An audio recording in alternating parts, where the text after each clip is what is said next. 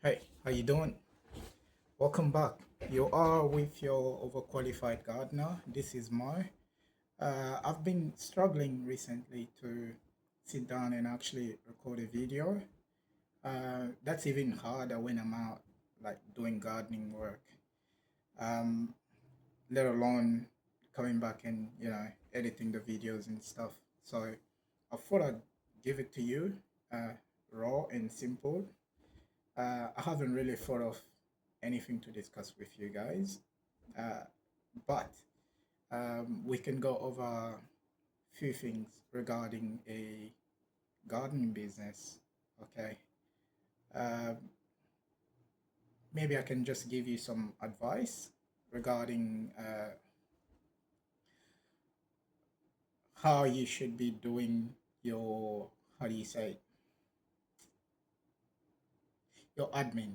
Okay. Because I have struggled with that a lot. And I'm someone who actually went to school for business. I graduated back in 2021. I ended up working in some places in marketing and other industries and stuff, um, applying what I've learned and then learning a bit more as well.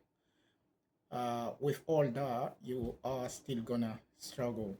So maybe you can take some tips from me because nothing can prepare you for this, no uni even. So um, the main thing would be like in the last month, I have been doing tax returns.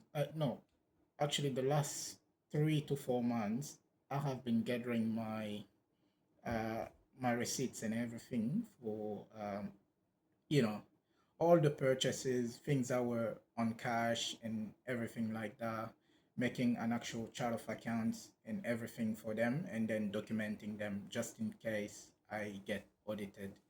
But also, I just needed those necessary numbers to actually do my tax return as well for those times. It's not laziness, it's just when you start getting in the field, jobs are coming in, even if you are getting help.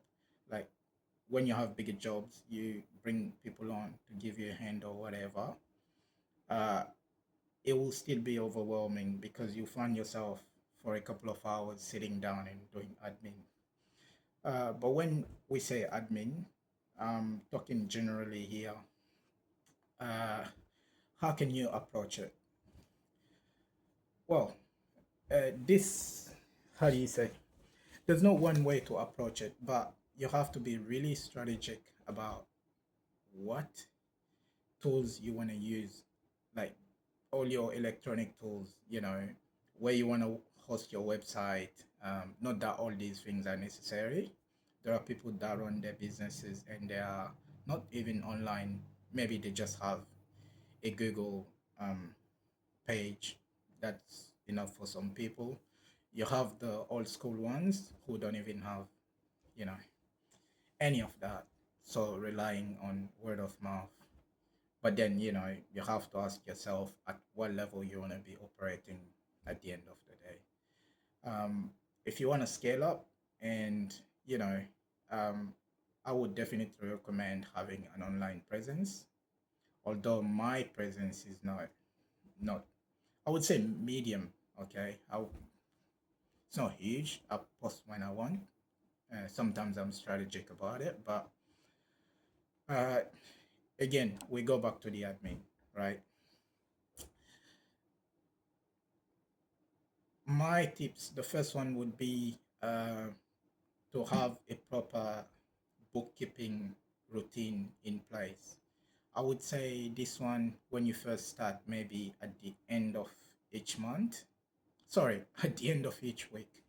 But as you purchase things and stuff, just find a proper thing to be putting your receipts in.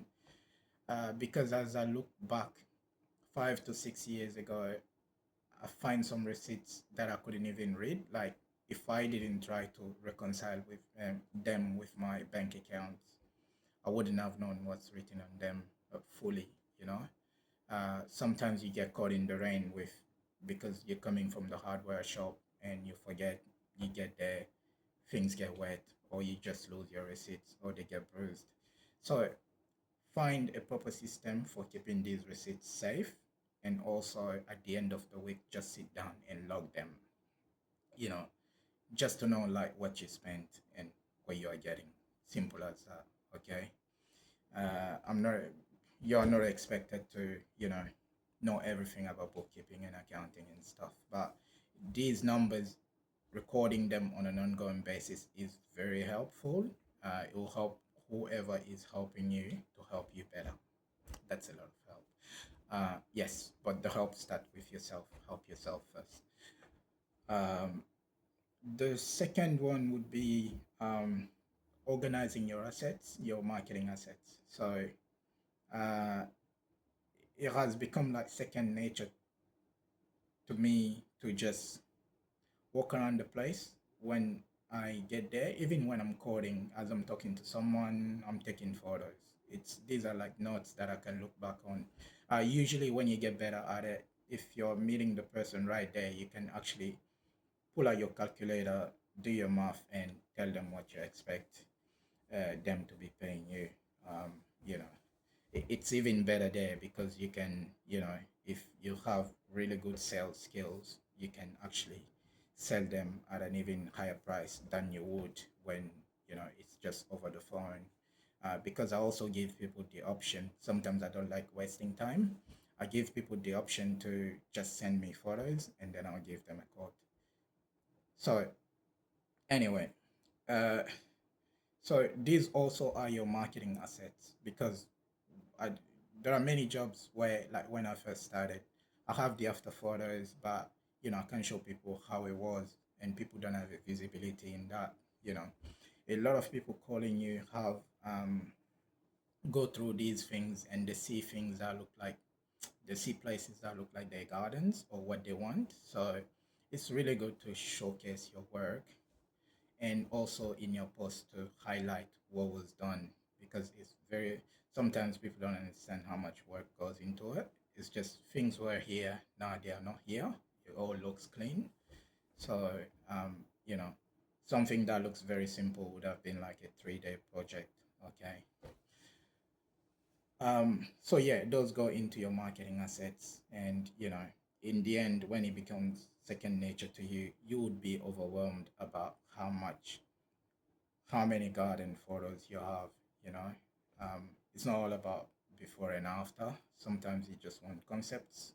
There are gardens that are already established. They look beautiful, but you want to be able to show it to other clients as well. You say, oh, well, we can draw inspiration from this. I've talked to the people. I know what they did to get there and stuff, you know. Um, that's another thing. Another aspect of um, managing your admin is also to be very organized when it comes to your files on your computer and stuff. You need to know like where your invoices go. You need to know where you record your clients' information. Make sure these are all safe. You're not connecting like to uh, suspicious networks, public networks, no VPN, nothing like that. These are people's information. You have their addresses, their names, their numbers, their emails. You need to make sure you keep these safe. But along with that, you need to know, like, your photos go here. If you're doing some research on specific things that you want to be able to do in gardening, because education never stops, you need to have your education material somewhere. Uh, Also, as you build legal documents, you need to know where to place these as well. I have forms like for different sorts of schemes. Excuse me. In Australia, here we have the NDIS scheme um, for people that have some sort of disability and they need help. Lovely people, all of them that I've met. You need to be able to um, have referral forms already, and also, if possible, to actually make sure to include um, aspects of this in your service agreement as well. Uh, their agreements are already very straightforward, especially when you're dealing with bigger companies. Um, but you need to show that professionalism as well. You need to have your contracts drawn. You need to have, your insurance papers, all that stuff, police check. You need to know where to go and grab them on the go as well. You need to be able to show these whenever you need to. That's another aspect of it. So that's it. Your accounting and bookkeeping. You need to do it on an ongoing basis. You need to be able to organize your marketing assets. Uh, Third, your professional documents, your legal documents. You need to actually start doing these and also organizing them in their own place as well. And your educational documents as well. Make sure they are accessible, make sure they are backed up, and also make sure you're storing them safely uh, uh, for your client's sake and for your own sake as well. Because you don't want to be breached and have people's information sitting with you like that. So always practice good security hygiene.